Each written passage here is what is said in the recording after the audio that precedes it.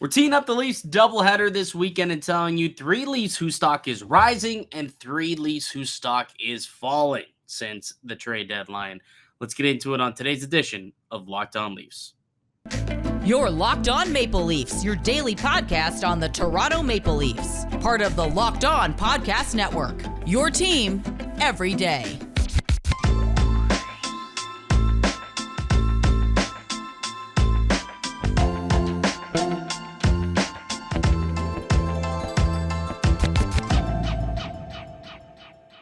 Hello and welcome into the March 31st edition of the Locked On Leafs podcast, your one-stop shop for all things Leafs. I'm your host, Mike DiStefano from TSN 1050 Toronto Radio, also known as Al's brother on TSN's Overdrive and 1050's Leafs Lunch. Joining me, it's my co-host, Dave Morassutti from Sportsnet, also a writer for the NHLPA.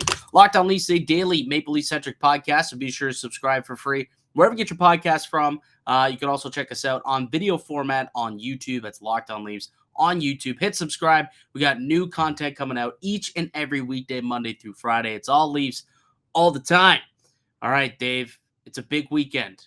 Big weekend. We got a doubleheader that we got to tee up, going up to Ottawa, and then we come back home Sunday, and the Leafs have Detroit. But what also is a doubleheader this weekend is Wrestlemania, my friend. Saturday and Sunday. We got to have two screens going at once. Two screens going at once for these games, don't we? Yes, most especially. I will say that the idea of how at first I wasn't sure about the doubleheader for WrestleMania. Then I remember I don't want to be watching wrestling for 6 straight hours. I know there's a lot of diehards who do, but 6 straight hours is a little much for me. Dude, they still put on a 4-hour show. Like, that thing's still going to go till like 11:30. Yeah. The good thing is that there's gonna be wrestlers who you ever hear about the WrestleMania bump, who those who don't make the card and they're like distraught because they don't get to make it. It's happened many times before. At least that doesn't happen anymore. But yeah, I do. I will say that a doubleheader of WrestleMania, the WWE just knows. Like, for those of you who are wondering why wrestling has been a way to stay alive for so long. Like, the WWE just finds new ways to hook you in. They do. They absolutely do. The one good thing is, these games, they will end probably like almost perfect timing for like maybe the second to last or the main event will just be starting around when it's over. So that is something that we can kind of look forward to is, when it's over, I think it'll go right into the main event match and, we'll be able to watch that. We'll get more into some wrestling conversation, not so much wrestling, but Dave and I are going to be doing our Leafs edition of a WrestleMania, like a card, like an event card. That's what they call it, right? A card? Yeah, a card. Yeah, we're making a card. So we've got 3 matches. Boxing. It's a boxing card. Yes. So we've got 3 matches, WrestleMania style matches that we will be, we've got one former Maple Leaf and the rest current Maple Leafs. We had to make up this card. So we'll do that a little bit later. We're also going to do some stock up, stock down a little bit later as well. Why don't we quickly tee up this weekend's doubleheader and talk about the games coming up? So they got to go up to Ottawa, and then they're back home Sunday against Detroit. So a little bit of a back-to-back here. What are you looking forward to this weekend? Which of these 2 games excites you a little more? Oh, I mean, the Ottawa one for sure. You always love to watch a good Battle of Ontario. Considering how the last one went, a lot of back and forth action. Ottawa's been playing some pretty inspired hockey, up and down inspired hockey, but they're right in the middle of things. Does Matt Murray get the start again? I mean, probably. I think I can't remember. They're in Toronto. They're in Ottawa for this. They're in Ottawa, yeah. Yeah, let Matt Murray have it because Samsonov can. I mean, it doesn't really matter to me, but I thought Matt Murray played really well in Ottawa. Like, that was, I mean, the big night for him. So, also our Locked On Senators, they always think that Matt Murray is trying to hide from playing Ottawa. So let's not give them that satisfaction of the Leafs hiding Matt Murray as well. Yeah, I agree. I'd like to see Murray play night one and then let Samsonov play that home game against Detroit in night two. Did you see the comments actually? Speaking of a back to back and splitting these up as home away starts, did you see the comments the other day from practice? Sheldon Keefe saying it has his attention, the home road splits of both Samsonov and Matt Murray. Like if you guys aren't aware, Matt Murray has been really good on the road. His road numbers are pretty solid and not so great when he's at home. Well, it's vice versa for the other guy, Samsonov, who's been lights out dominant at home and not so great when he's on the road. And Keith said, it's got my attention. Maybe something we could see come playoff time, Dave. A true tandem where they split home and road games. It very well could happen. I know Sheldon Keefe has said that playoffs, everything kind of resets. It's a different animal, but I do think that, let's say Samsonov, he has a good start at home, he'll play the next game at home. But if he doesn't play well at home, I also don't know if Sheldon Keefe's going to but he's played well at home all year long. I'm going to stick with it. I think he's just going to have to play what he's going to have. Like, this is probably going to be his toughest decision, is how he's going to juggle this. But you can't ignore when a guy says he's more comfortable playing at home too, right? Like that's just something you have to. I think that's what he's trying to get at with those comments and saying, like, we've noticed a certain guy that one of them likes to play at home a lot more than he does playing on the road. And you see it. You see how well Samsonov plays at Scotiabank. It's not something you can easily ignore. So I get where the comments come from for sure. Yeah. If they could pick up, I guess both wins, 4 points, it would also go a long way for this team to officially lock up home ice advantage in round one against the Tampa Bay Lightning. Mitch Marner looking to extend his point streak to 12 straight games, actually. It'll be 12 straight because he did extended it in the game against Florida the other night. Isn't it weird how he's on a 12-game winning streak and it's like almost a footnote on the season for him because he just seems to always be on a very long point streak? I mean, the other one was a historic one, so I think it's just like 12 games. That's nothing. This guy Wake me up when he's at 21 again. Yeah, exactly. Mitch Marner's ability to put up points and doing those, like, everyone was talking about him being able to play a puck off his head. Like, I just think he's just finding different ways to have an impact on the game. It's pretty good, but the fact that, like, we know he's primarily a points guy. He is going to put up points. We know that. And these types of streaks, this is Whoa. Primarily a points guy? Don't do my man's dirty like that. I mean, that's his thing. He is the magician. He is the Marner magician. He pulls out points like it's nothing. You're right. He pulls out points like it's rabbits out of a hat. But he's also an elite defensive player. Like, I think the guy's going to be probably top 3, definitely top 5 on the Selke ballot. It's not like points are his thing. Hockey's his thing. He's just an overall great player. But if you ask a lot of other people, they still don't believe that with Mitch Marner. Well, that's people who clearly don't watch a lot of Maple Leafs hockey. Yeah. I think it's severely underrated. Like, we didn't talk about this at all, actually. But, like, when the NHLPA Player Poll came out last week, I thought that Mitch Marner was criminally underrated by players because he wasn't anywhere to be seen. You tell me that Mitch Marner isn't one of the best stick handlers in the NHL or one of the best passers in the NHL? Nowhere to be seen on those lists. He's so underrated, not only by fans outside this market. I think this market understands how good Mitch Marner is, but people outside the market, they look at him and they're like, oh, yeah, he's a really electric point scorer who's saddled up to Austin Matthews and just, he gets a lot of cookies that way, gets a lot of assists that way. No, that's not what this guy's all about, man. No. Mitch Marner's the real deal, my friends. Real deal. Problem is you see Connor McDavid and what he's doing, even Leon Draisaitl. Do I think Leon Draisaitl is a better passer than Mitch Marner? I personally don't think so. I think Draisaitl is actually a really good passer. He is helping McDavid.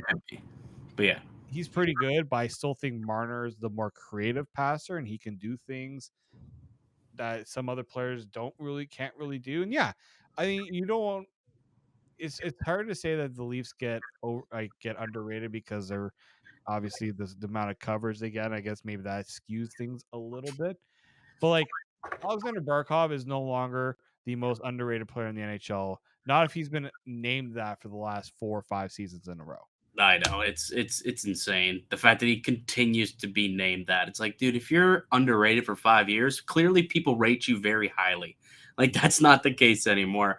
And I mean, you can't call Mitch Marner underrated either because he's, back-to-back years first team all-star right winger. But I think his overall game is what's underrated. Like his defensive play is what is maybe what surprises people who don't watch him on a daily basis. I would say most people are quite surprised at how effective and efficient he is as a 200-foot player. I mean, the guy kills penalties, man. How many superstar wingers kill penalties? Not a lot. Effectively kill penalties. Effectively kill penalties, especially at his size too. Like he's not the biggest dude. So he's saying that points are his thing. That's just a slight on my guy, Mitchy Martin sauce, pal. I'll give you that. I mean, but I'm just going by what a lot of people tell me. The guy knows how to put up points. Be a leader, David, not a follower. I apologize.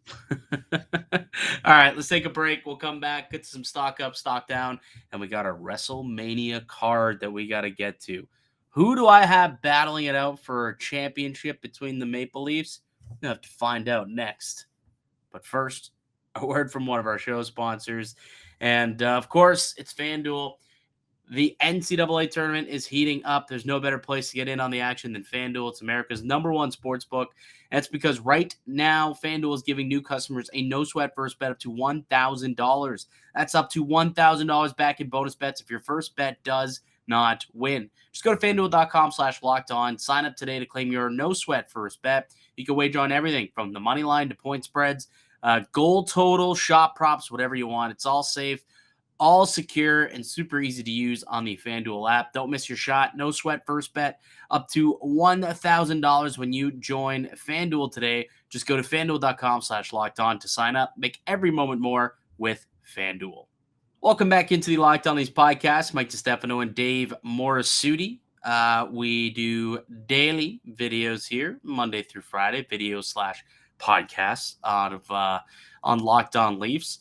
We got a couple of segments that we want to do, but this one, I think because it's the end of the month of March, and it's been pretty much a whole month that we've seen this new team since the trade deadline. And I think it's time we start to kind of look and evaluate how guys have played since the deadline. So we're going to do a little stock up, stock down for the Toronto Maple Leafs. Why don't you give me a couple players who you believe are trending up to start? Well, I'm going to start with Calle Jarnkrok. He keeps on putting up points. Unfortunately, the goal that was taken back against the Panthers. So a friend of mine's like, I want to bet on any Leaf score. I said either Matthews or Jarnkrok. Funny enough, both of them did put the puck in the net, but he ended up putting his money on the guy that had his goal taken away. No. Oh. It was so demoralizing. He was so happy, and I'm like, oh no. I just put in the chat, oh no. He's like, no, don't tell me it's being reviewed. I said, yep. Oh, nah, this one's coming back. That is very much offside.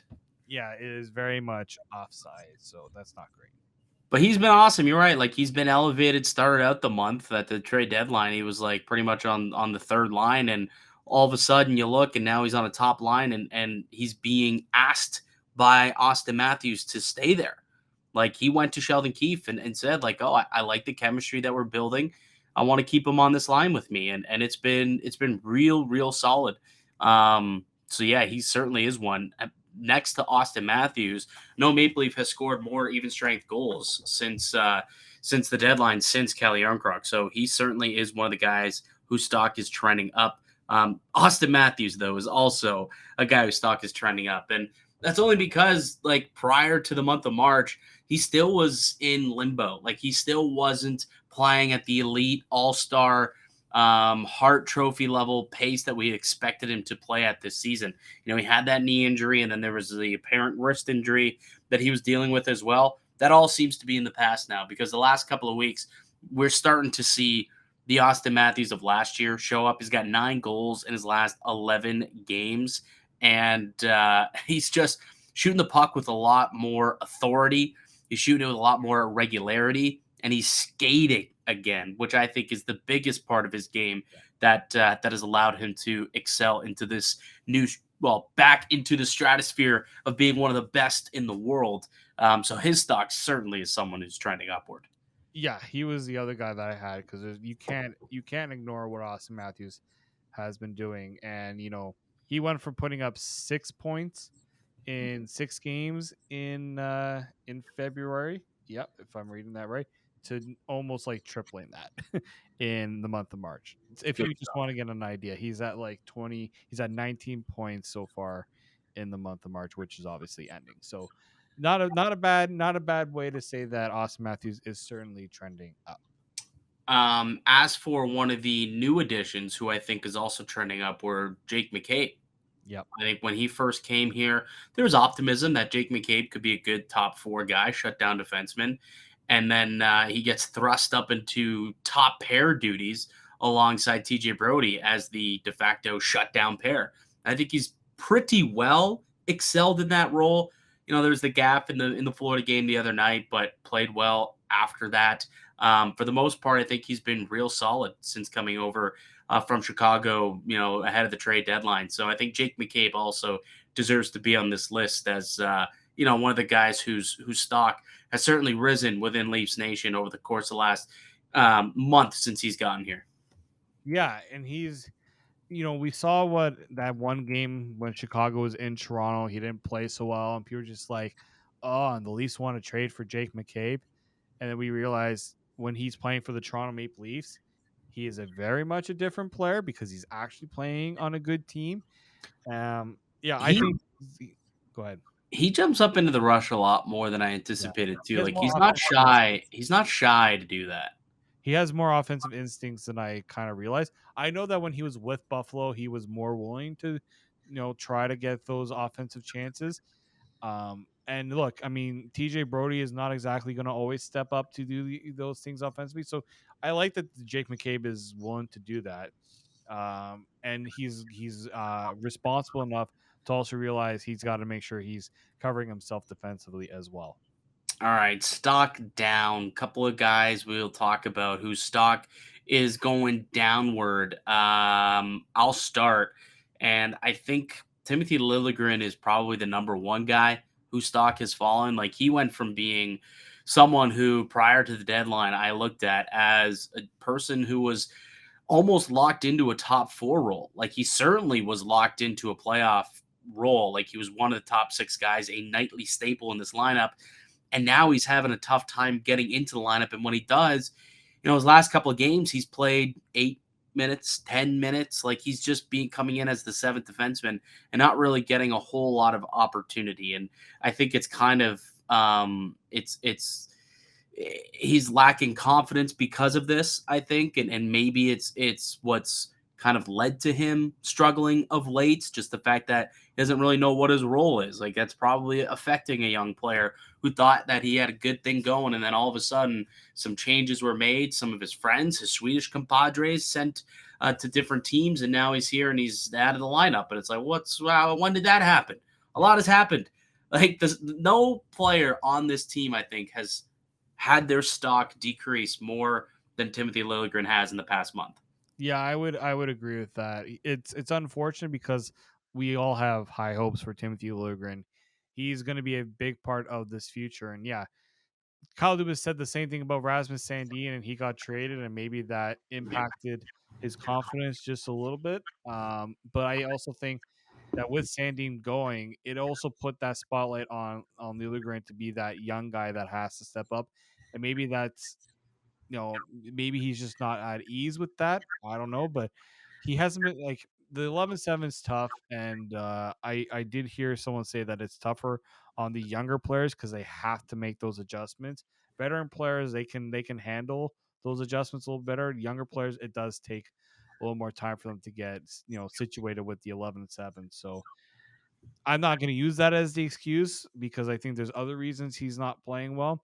I do think confidence is the big one, and Sheldon Keefe's got to find a way to get his confidence back. Another guy trending down, Dave.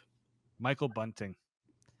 Like ever since he was taken out of the top 6, he, once, against the Panthers, you saw him jarring at, Kachuk and whoever was on the ice with him, Radko Gudas. But like other than that, he's not putting up the points. It shows how much he needs to play with a guy like Austin Matthews and Mitch Marner or even William Nylander to put up points, and that's unfortunate.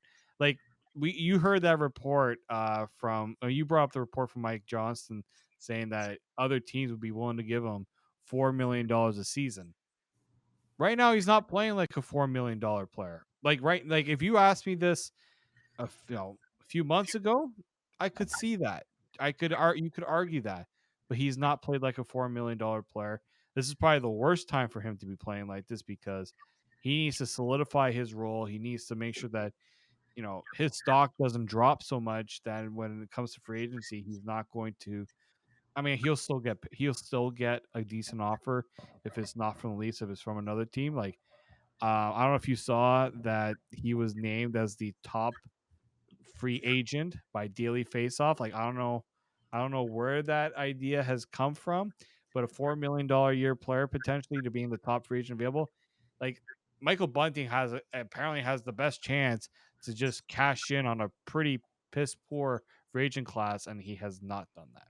So apparently Patrick Kane is not as good as Michael Bunting. No, he's washed up. Didn't you know? Yeah, apparently. Yeah, that was I did see that, and I was like, there's quite a few players I think that will be available on July 1 that are going to be better than one Mikael Bunting. He's definitely another guy though that does deserve to be on this list. I'm just looking, in the month of March, he's got 2 goals in 14 games, just 4 points in the month of March as a whole, and his minutes have kind of decreased. He's now playing under 15 minutes a game, which, earlier in the year when he's playing on a top line, this guy's playing, upwards of 17, 18, 19. I'm seeing 20-minute games out of this guy on his game logs. And now his role's been diminished. He's playing on the third line. Like him and Yarncroc essentially swap roles. So when you see one guy who goes up, someone's got to go down. That's how things balance out. And Michael Bunting, just unfortunately, is the guy who right now has found himself on the outside looking into that top 6. And we'll see what happens come playoff. I still do feel like he will be a top 6 guy when the playoffs come around. Like I don't know, in my gut, I feel like we'll see that happen. But for now, he certainly is someone who, things aren't trending in the right direction for one Michael Bunting in what is a contract year for him. So not great for Bunts. No. All right, we'll take one more quick break.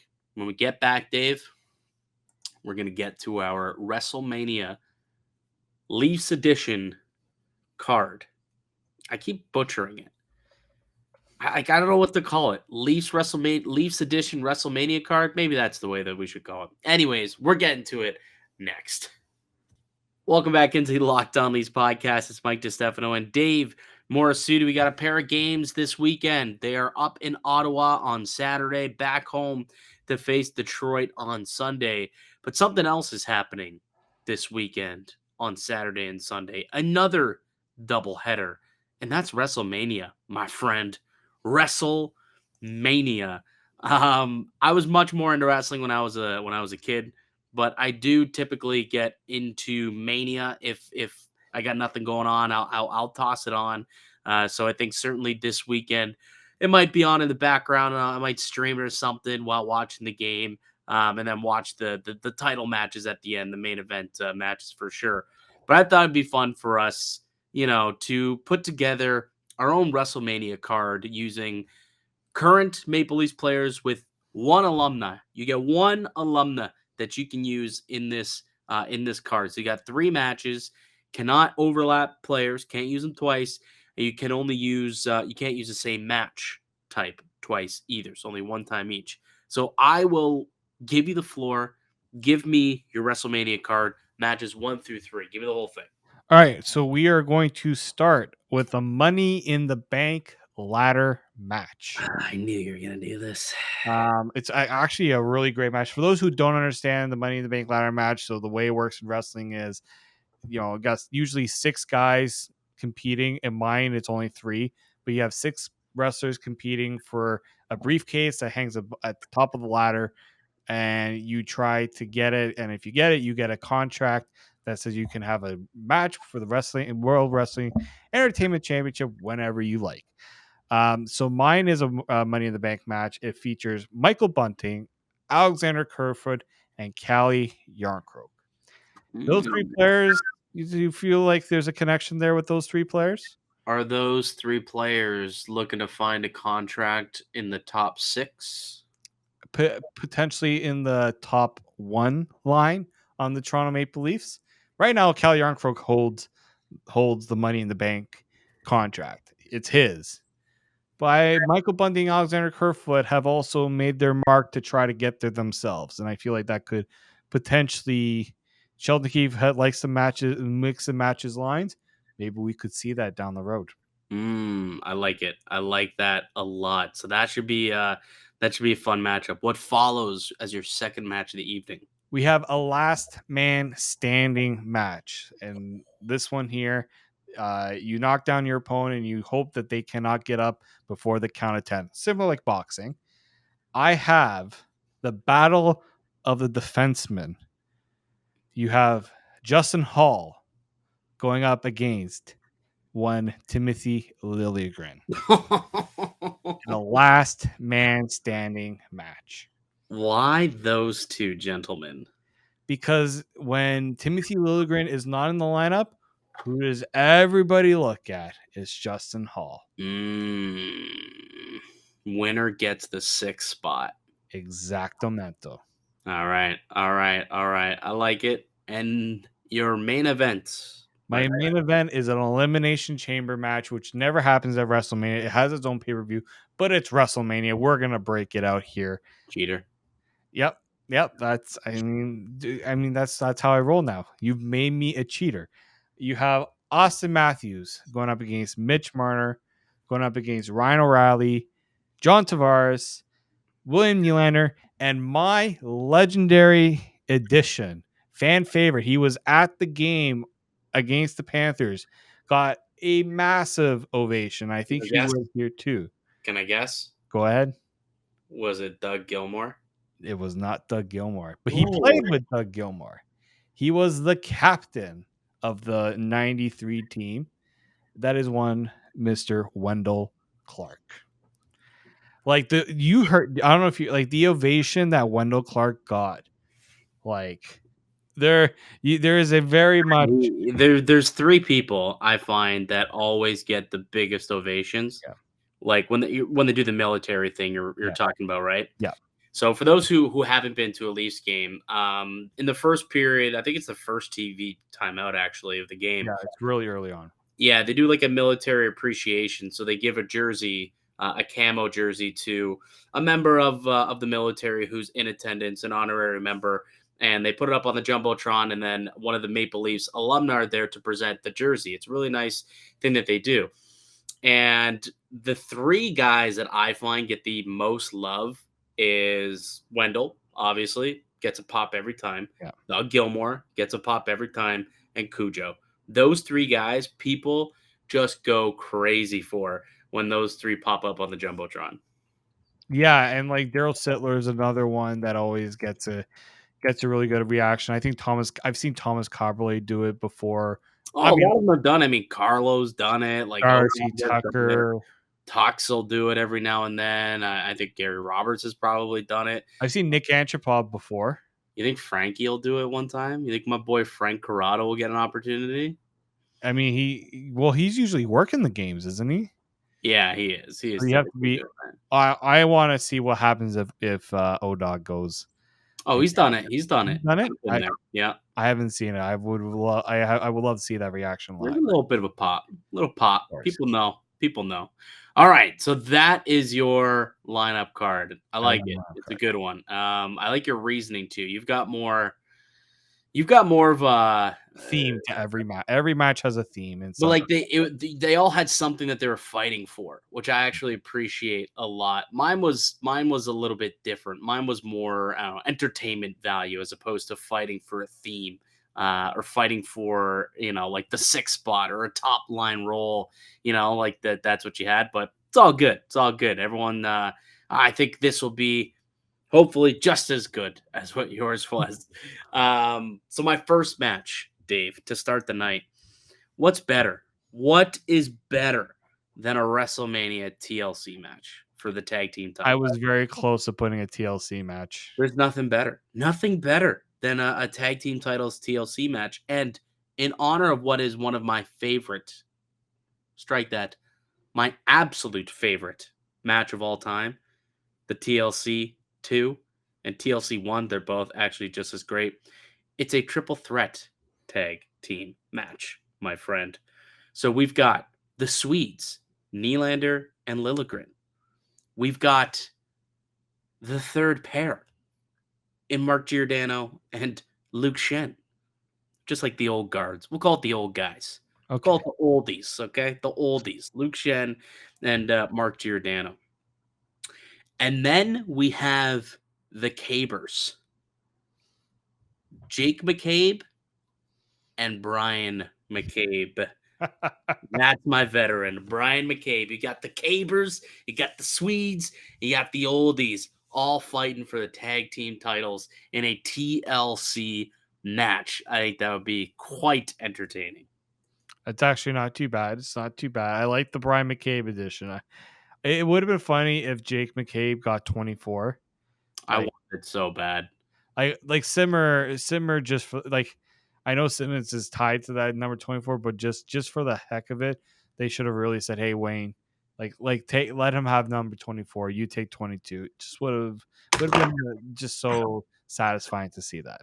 Well, at first he took 2, and then they trade for Shen, and they're like, "Actually, do you mind tossing another 2 on that jersey?" He's like, "Yeah, sure, whatever." It would have been weird to see Luke Shen anything but 2. I know, it really would have been, and I probably would have hated Jake McCabe for it. So it was good on him to make some friends early in the fan base by doing that.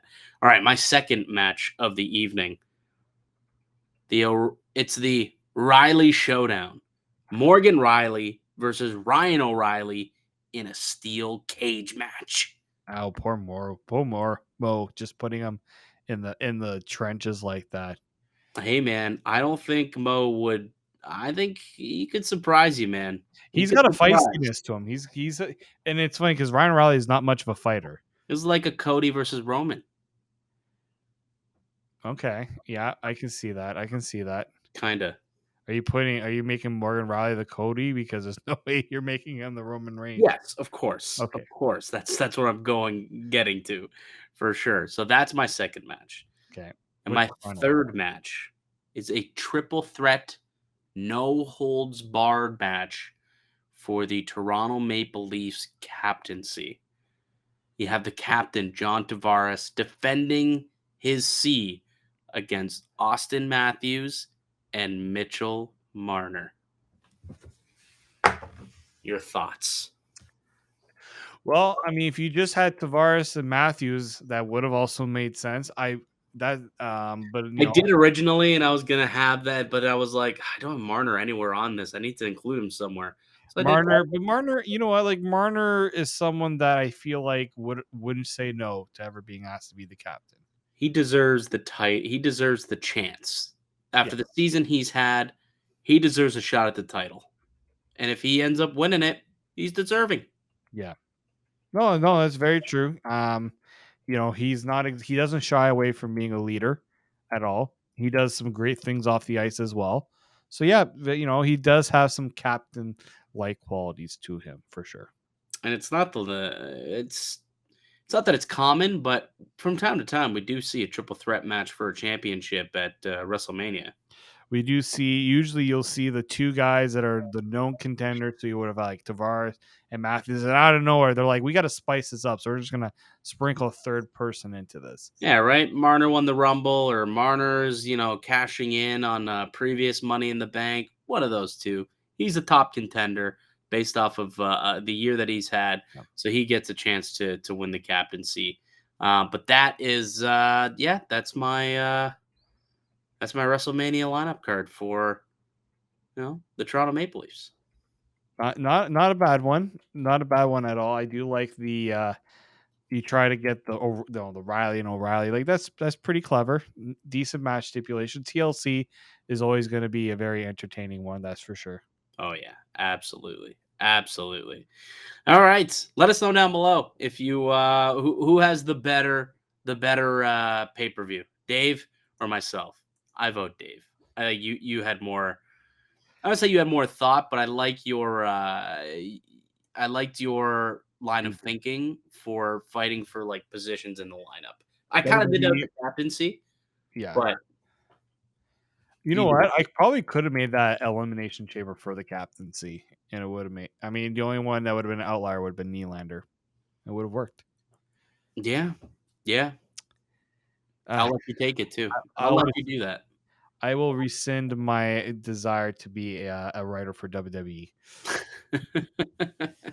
All right, pal. We'll leave it there. Fun stuff, fun show. Enjoy the games, Ottawa, Detroit. Enjoy night 1, night 2 of WrestleMania, everybody. But that'll do it for us here on the podcast. I'd like to thank you all for listening and supporting the show. You can subscribe to Locked On Leafs podcast on all podcast platforms and receive daily Leafs content. Follow myself on Twitter at Mick_Canuck. Follow Dave at D_Morassutti. Follow the show as well at Locked On Leafs. Leave a like and a comment down below if you're watching here on YouTube. That'd be greatly appreciated. We'll be back next week. We'll be back Monday. But until then, keep it locked right here on Locked On Leafs.